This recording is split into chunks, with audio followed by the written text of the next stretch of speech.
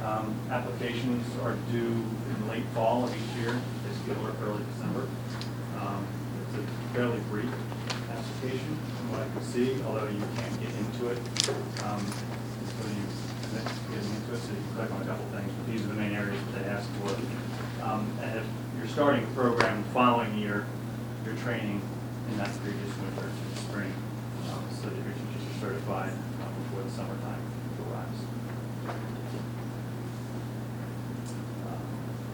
So if we were to do this, you'd initially train a couple of teachers. The first year, those teachers have to have a test scoring training. So in addition to teaching the course, they actually have to be trained to score some of the internal components. So it's a different type of training that they test and pass it. AP coordinator training and professional development that you would normally do for all your AP courses. But for the teachers that are now experiencing AP capstone for the first time, they're teaching AP US Gov or something, they have to have some awareness of that. So there's some training that they have in professional development training that we would do for that. College credit recognition. So you know the deal with AP courses. It's similar for the seminar and research. Not every school, but many schools have developed a credit policy for the research and for the seminar. It's dependent on your score, and it's dependent on the college, much like for diploma courses for the IB and much like for the AP courses. It's usually a 3 or higher, and not every school has that. Some schools endorse the program, as well as individual seminar and research courses. You see that's 30 colleges versus 1,000 recognized IB. Yes, they have a credit policy right now. It's probably going to, or just for those two courses, yes. Just for those two courses, correct. And so those are on your presentation. You can click on either one of those, and you'll get to the endorsement pieces of the credit lookup. The credit lookup for seminar and research is exactly the same as the credit lookup for any other AP course.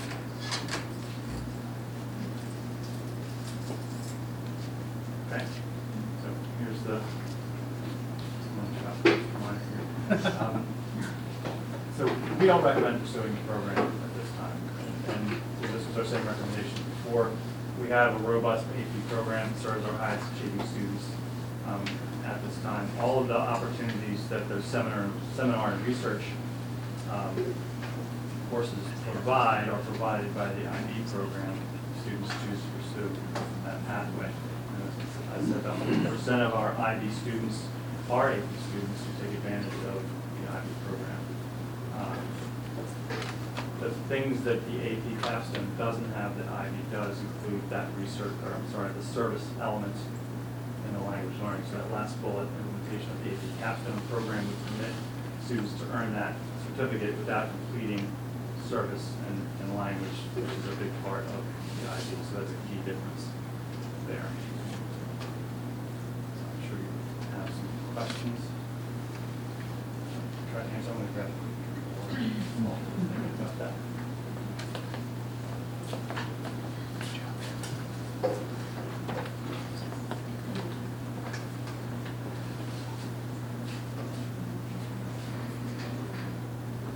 You couldn't take the research, the IB research core, not part of the IB program. I don't know. So it could be like an AP student decides to take the order for that research. I suppose you could do that, but there is no associated individual credit with that piece of it out there. So you wouldn't have that component. Certainly for the experience, I suppose you could, but I hadn't thought about that. So that we had AP students who come forward maybe in their junior year when it's too late to sign up for IB and say, I want to do that research piece. It wouldn't be too late in their junior year. They'd have to sign up for they sign up to take the IB when they're sophomores and take it in their junior and senior year. But I'm saying, do we have kids who get through some AP courses and then they want to add the research component and it's too late for them to do IB? Do we have those appearing in guidance that I have not heard kids that. I'm not come saying that forward wouldn't in exist, junior or but no. senior year? But the core course is a 2-year course also, so you would not jump in as a senior to that. Right, and that's what I'm saying. And it would be the same for the AP so you would have to take that seminar You still course have to as commit one to year, it. and then take the research as a senior. So you still have to commit at the same time, year-wise, You're right. to Yeah. either one. So if you want to take research, all the kids that want to take research have to identify at the same time that they would commit to the IB course? Yes. Yeah. If you were to offer it in the junior and senior year, some schools offer it starting in 10th grade. I don't think we could do that, so then that would be earlier. But the way I would envision it, it would be parallel. But if you were to take a staff, like, I don't want to overcommit Mrs. Brilla, right? But obviously, she's had an influence on the students who each all talked about their individual research projects. So if you thought about a staff position or, you know, more than one FTE for those of us who are in the HR world, that would coordinate research as a core component of what we offer at We would need a OJR person in like time, that. you would think they'd be able to help students in either avenue, kind of put together the right path. Yeah, possibly. If you had someone overseeing both of those, you would still need Right, a all the specific training and teacher all that kind of to stuff, teach right. that course. Got it. The person overseeing those would be the same. So, not to get into the whole administration end of figuring all that out, but my question is, you make sort of the statement that the same programs are available through IB to AP students, except we have this language requirement that is now placed on top of students in order to get the research to go through IB, because it's language heavy, that AP in a way that's not. So, not again just to return it to my own students, but it's just the ones that I can look at. I just looked up that my one daughter who chose not to take language courses because she knew she was going to a college that didn't require it, when she was a 5-year-old, did not get to do the research project that would have been really good for her while taking AP, and would not have opted to do the IB version because she didn't want to suddenly start taking the language. She didn't take any language in high school? Didn't want it, didn't need it, figured that out. So she didn't get to do the research, and her school, I just looked up, would have accepted it for credit, so as a parent, I'd kind of like her to have been able to take it. So it isn't actually aligned to be same offerings. It's similar, but it does impact students differently. Is it, in terms of just the hours and number of courses between capstone and the IB core with the research, how much time difference is it in my schedule as a student? It's going to be about the same. So you're talking about 4 AP courses plus the research We get seminar, the- that's 6. And then Just the research and I'm just saying just the capstone component versus just the IB certificate component. Because I figured, I'm taking AP, I'm taking it anyway, right? So I'm saying I want to add the capstone. What does that do to my schedule? How much? I'm not sure I follow your question. How many classes is capstone? Two. Two each year? No. One each year. Capstone is But 6 how many classes. classes is IB course?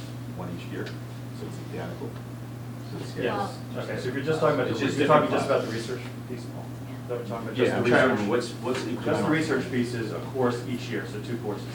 And then 4 AP courses for capstone, 4 additional AP courses. Right. But each year you're taking a course. If you're just doing the research, if that's what you're talking about, it's 1 course per year, junior and senior year for both of those.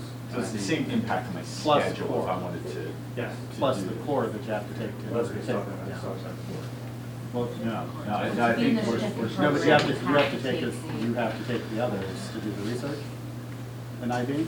You have to take the core course. Yes, if you're doing the certificate program, you're taking IB core, 2 career program courses, and 2 diploma program courses. So that's So it's more. 6 courses, It's if not you will. just two, it's the equivalent of 6 courses. So they really, they align the two programs Yes, up to just. yes, they did. Yeah, they just, yeah. Yeah, they're very It's a mirror similar. count, it's the same program. Except for the service and the language, they're similar.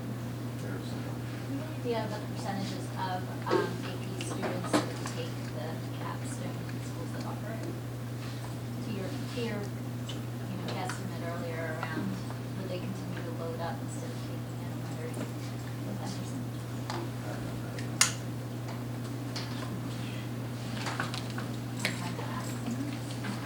Yeah, didn't say, Daniel, do you have that or somebody close by?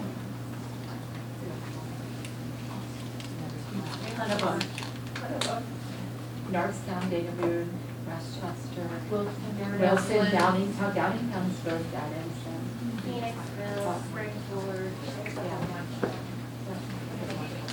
So that have it. schools that have it. Yeah, I'm not So- asking about schools that have it, I'm asking about percentages of students, schools that do have it, what percentages of students opt into the Right, CAP? that's where you have to Well, start. no, So we have it's- to- We have the ability to survey Chester County schools for that information. Yeah, that'd be nice to find out that for further discussion. Our office will do that, but that's not something we need to do. Is that good for now? It's very helpful. Okay, more questions? Yeah. No, appreciate it. And the students were awesome. It's an awesome program. That's the best. It's really, That's the best. really impressive, So, the way they describe it. And please take a look at that when you can. Click on the graduate video and look at that. It's posted to the Wildcat TV as well as a YouTube video. So you can. Thank you. Maybe one of Okay, the. so we are finished with the, curriculum.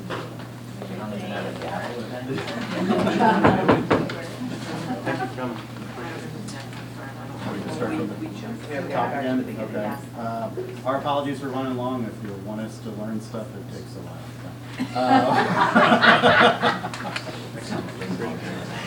But if we move on to buildings and grounds then, and our chair is Elizabeth. Yes, we have an action item tonight, and it's the approval of professional services and or maintenance agreements. I hope that everybody has reviewed them already, something we do every year. Mrs. Brummer, if you want to elaborate or. Sure, just give a quick recap. This is actually for the French Creek groundwater monitoring. You have the 60s there.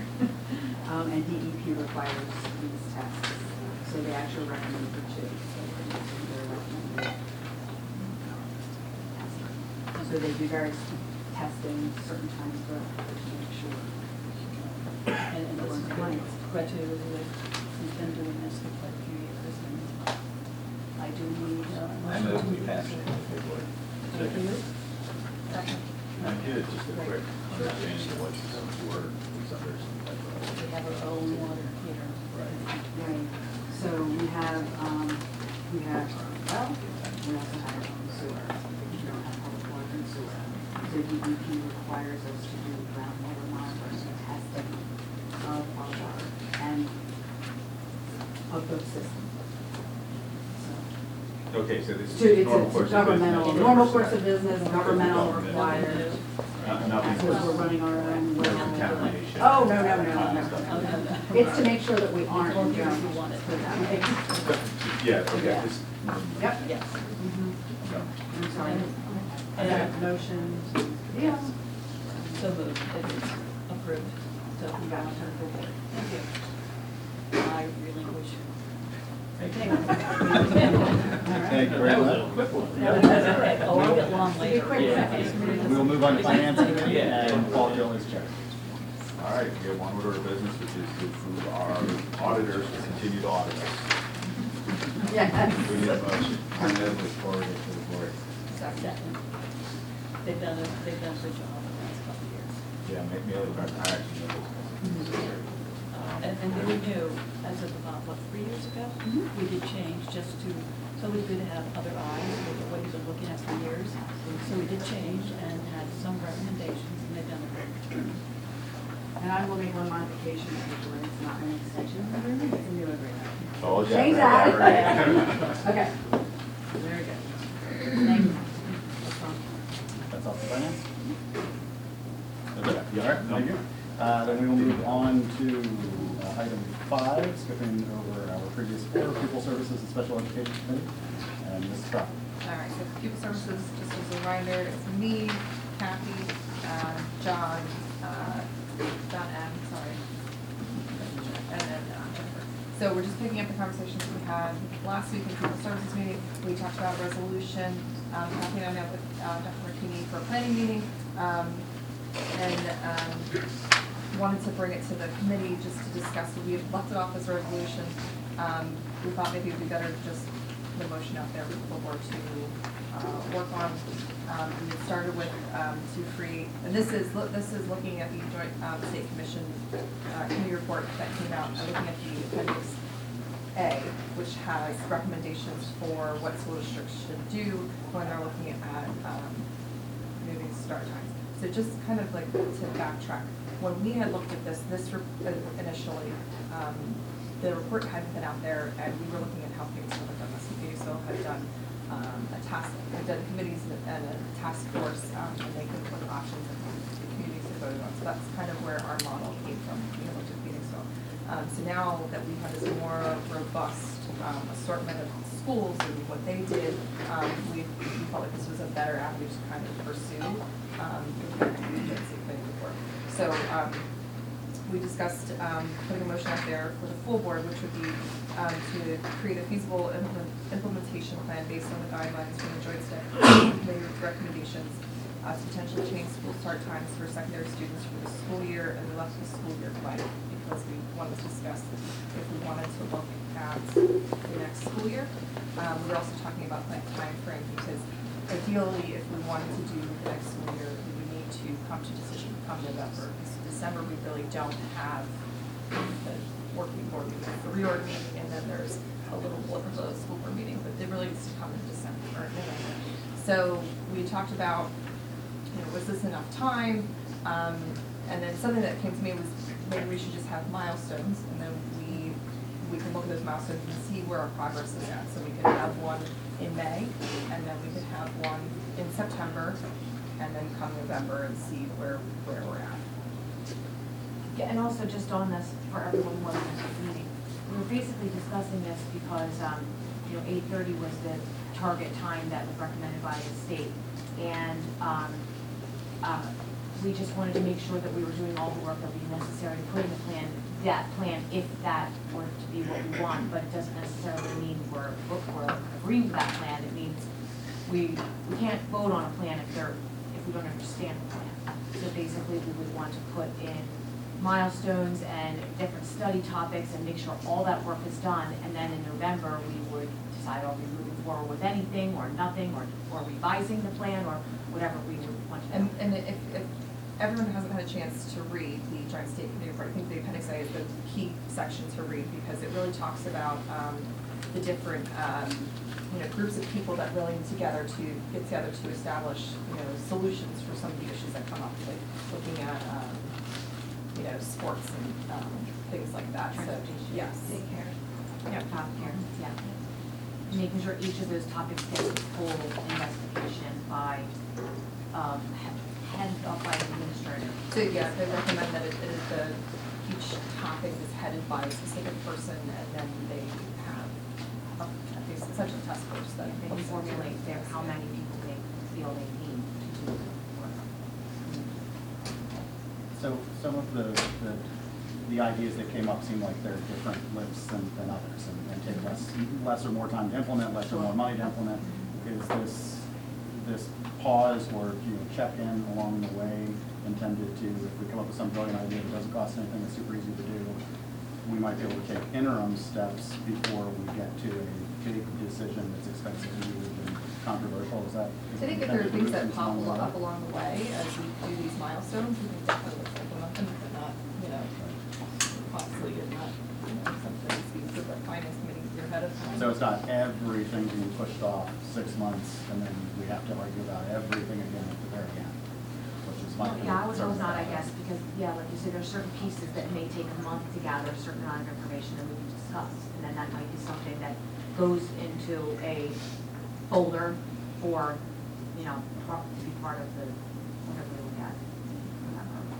I like that idea. I just still am struggling with the fact that we just all got stuck at the last minute, all having to figure out everything at once. And if there are some things that everybody could agree on and the community likes, that we could work on along the I way. think having milestones will definitely help us come to We agree also with things. talked about having different end states, which would help us, instead of just a single do. Because that leads us to them. Right. So we talked about, are we targeting 8:30, which is recommendations, are we targeting a swap?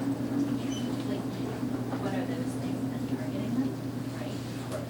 So that way, And what's involved. gives everybody who's involved in researching it more of a, like something that they can actually really do. Plus, if we find something that looks like is helpful with or without trying to change the school time, then we can implement it before we do the whole kit and caboodle. And we're gonna, so when we had talked about this before, is, you know, we had these committees, or these, meetings that were open to everyone, and we had new task force that were, everyone, but people weren't coming, and we need to go to them, so we need to find a way to go to the people that are concerned about sports, we need to find a way to go to the people that are concerned about daycare, and I think by having individual groups focused on those topics, then we can get that. Yeah, and I, you know, I'm not on the committee, but if I could jump in, I think that's a great idea, because I think a lot of the questions were all logistical, like some of your milestones are, you know, not time-centered, but we will go through, like, you know, traffic and busing such. We'll go through all the elementary impact, like potential impact to elementary schools, and what they are, what time do parents take their kids. I mean, we have no idea how many kids are dropped off before school or other on the outside places. So if there was a swap, how does that impact childcare? You know, those are sort of milestones. They're not date milestones. They're specific things that we should know this information and understand the impact of a swap or of a change of a half an hour to all the constituents.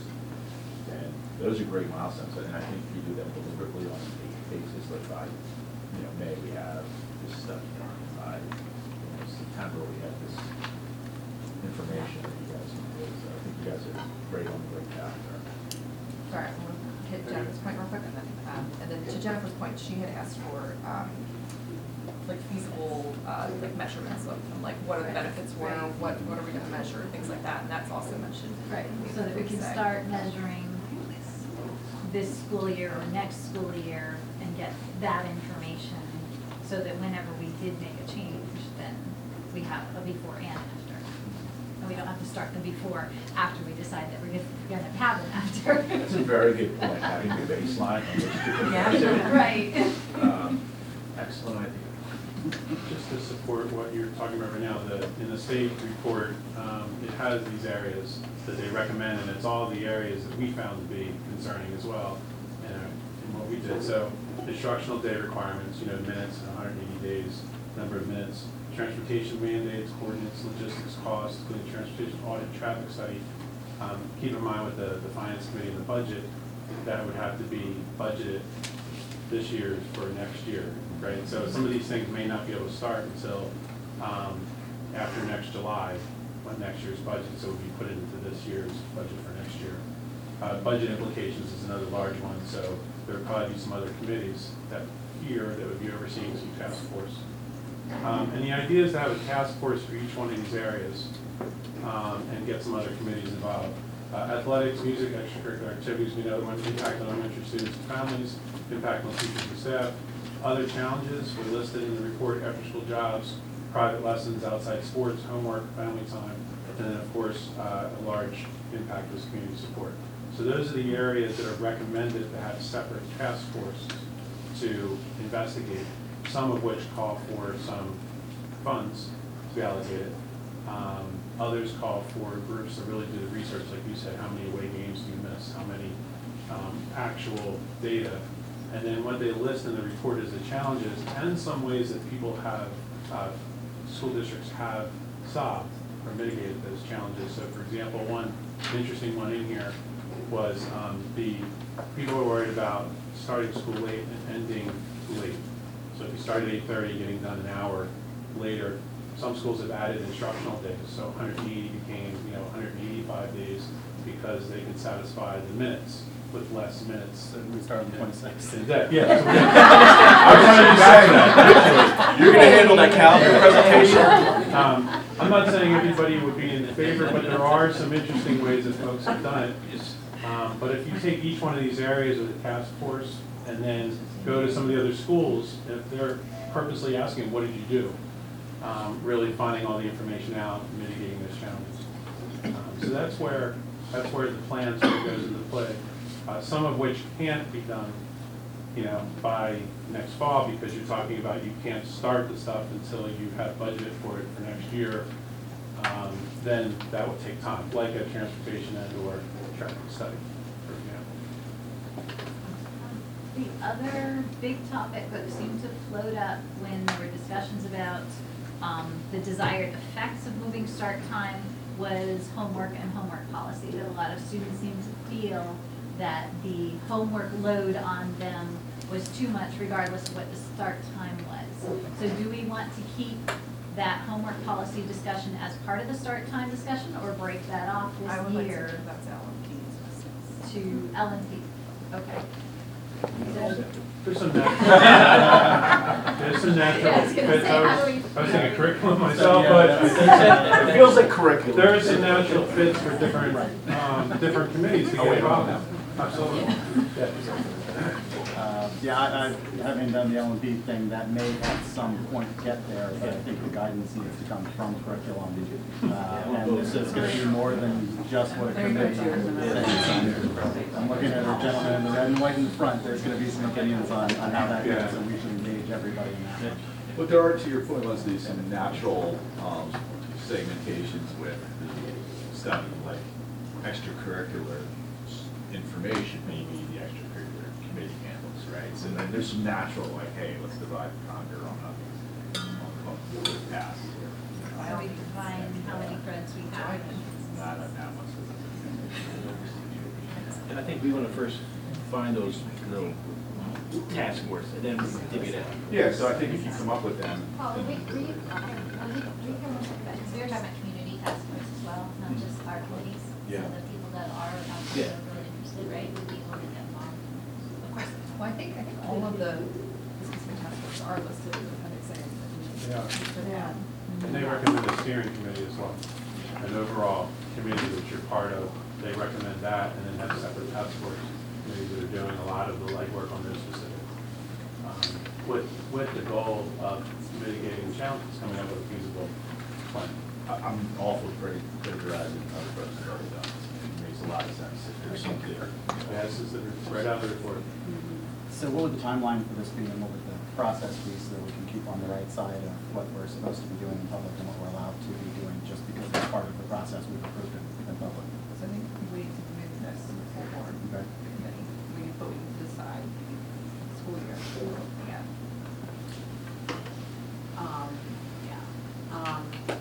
Or can you do that blanket, just leave the miles, put the So you have to decide the talking about- milestones, and then, because don't, you have to do the research to know what the school year you can do it by. Strikes me as one of the problems. But I think if you keep the timeline deliberate and say by this time, we'll have that sort of. Well, particularly since one of the big ones that Idea of just what we didn't can do do. it was Westchester, is because they determined there had to be, what, a 3-year step Right. into it based on their finances, which it doesn't reflect us, and it, it won't always be the same, but it may be that we have to start to then see what some of these potential plans are. It just feels like if you get the answer that you're trying to get to, and you don't have any of the work done yet, but. Yeah, well, that was my fear, is how, what kind of time frame, but I prefer milestones. I'm not sure.